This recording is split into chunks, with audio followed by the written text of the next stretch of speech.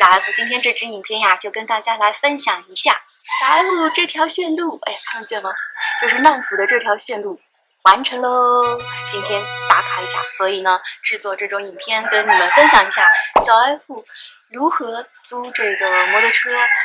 租摩托车的一个要点，环游这个山路，还有呢，这个山路具体的骑行有哪些注意的要点，在这支影片当中也跟你们分享一下哟。好，第一个先说一下这个租摩托车呀。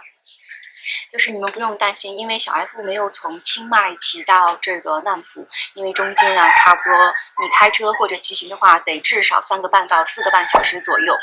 那小 F 呢选择的是自己坐大巴从清迈来到那个难府，虽然时间长了一点，但是整个行程呢就是非常的轻松，你在大巴上可以吃吃喝喝，对吧？甚至还有洗手间在这个大巴上面。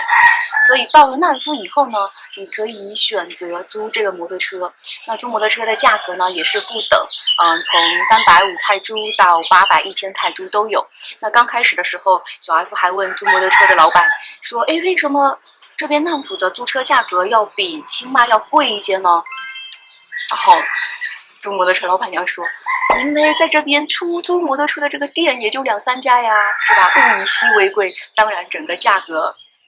清迈竞争，你们是知道的。第二点呢，你要跟这个租摩托车的老板要说，哎，你要去什么地方呀？整个的线路呀，多少天呀？你要跟这个租摩托车店的人呀要说清楚，因为他们非常有经验，会根据你的身材、体型推荐给你。当然还有价格，推荐给你适合的这个摩托车。那小 F 刚开始呢，还是想租那个就是有踏板车的这种自动的。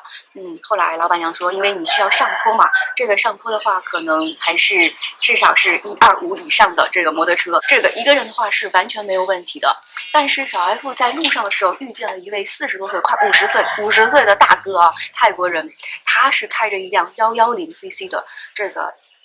小型的摩托车，跟小 F 在清迈的这个城市通行的这个摩托车是一模一样，他居然也上来了，也上到了这个高山上面。所以如果真的是你要有决心的话，你懂得这个驾驶，懂得这个安全行驶的话，我想任何一辆车都不是什么问题但是最好还是你先要有这个基底，然后再听一下当地人的这个意见是最好的顺便也提一下呀，那如果你是开车的话呢，小 F 也是建议至少是1500以上的这个车，因为车本身自重很重嘛，所以有些坡爬起来的话，可能1800、200，我觉得会轻松很多。那小 F 的这辆摩托车呢是机械的嘛，搅动版的，所以呢整个花费呢也是它开价是350泰铢一天，但是因为小 F 有租了1个星期，所以他最后给到小 F 价格呢是300泰铢一天，所以小 F 觉得这个性价比还是不错的。然后整辆车呢也不是很重，因为小 F 常常停车的时候这个摩托车自己会倒下来，因为小 F 的力量不够呀，所以经常会这个摩托车会倒下来，然后呢就没有这个力气再把它扶起来，需要叫人帮忙一起扶起来。这个也是给到你们的一个建议哦。那第二个就是我想跟你们说一下这个线路的问题。那这个线路呢它是一个环嘛，是一个圈圈，你可以选择从顺时针开始，也可以逆时针。那小 F 选的是逆时针环这个线，为什么呢？这个线路其实就跟小 F 在老挝的时候一模一样，我会选择最后一天直直的从这个山路上面直接开到这个城市里面，当中不需要停什么，因为都是笔直的路嘛，所以最后一天大部分的时间也是花在路上的，比较无聊所以小 F 会把这个路段的时间是花在这个最后一天。但是有很多人，当地人、泰国人他们会选择就是这样顺时针来环这个线路这个你们自己来参考。那逆时针的好处是因为小 F 刚开始的第1天和第2天走的比较慢但是它的景点会比较多，有经过这个3号路呀、0号公路呀，就是起伏刚刚开始起伏的那一些弯道还是挺漂亮的。在第3天的时候你可以选择上到最高点，就是这个1715这个最高峰。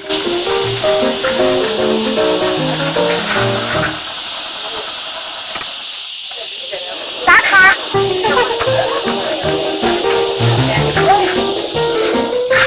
对，有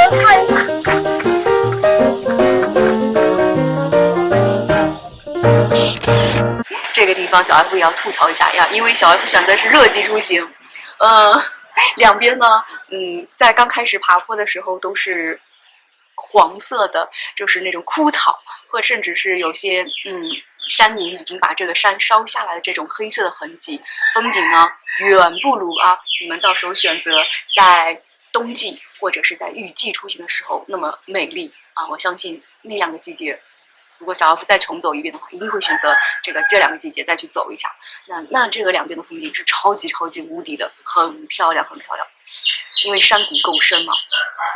那以1715走完最高点走完以后呢，基本上就是一路在往下走。往下走的时候，可能会经过有一个非常漂亮的一个景观点，是一个 U 型道的一个点。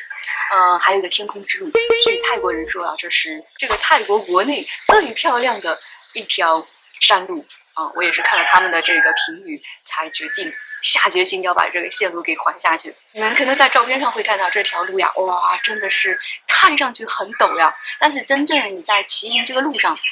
只要你骑得慢一点摩托骑行、自行车骑行哪怕你开车，最重要的一定是慢，安全第一骑的时候不拍照、不看风景专心致志。你要拍的时候呢，停下来，或者在平坦的路上你可以拍一下，否则的话这些山路真的是做两件事，同时做两件事情的话，小 F 会觉得比较危险，好吧？所以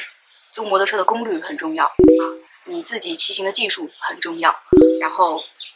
自己的这种关注点自己的安全意识很重要。如果你有这3个的话，我觉得骑行泰国的一些山路呀，我觉得应该是没有什么问题的。那最后一段呢，其实小 F 没有去最后它标志的这2个景点，一个是 Coco Valley， 还有一个是一个 Mushroom Farm。 就这2个地方小 F 是错过了，因为当时就是最后一天嘛，我只是找了一家这个村子里面的这个酒店加早餐那个地方，喝了杯咖啡，然后吃了一下早午餐，然后想一门心思就要把车开到这个市中心来，就是好好享受一下这地里的这个生活再说一下住宿的问题在难府的时候呢，其实我都是选择这种民宿呀，或者是度假村呀来居住。那在骑行的路当中呢，小 F 都是带着帐篷在这个山里面驻扎，找营地睡在这个山里面，就接受大自然的能量，非常的棒。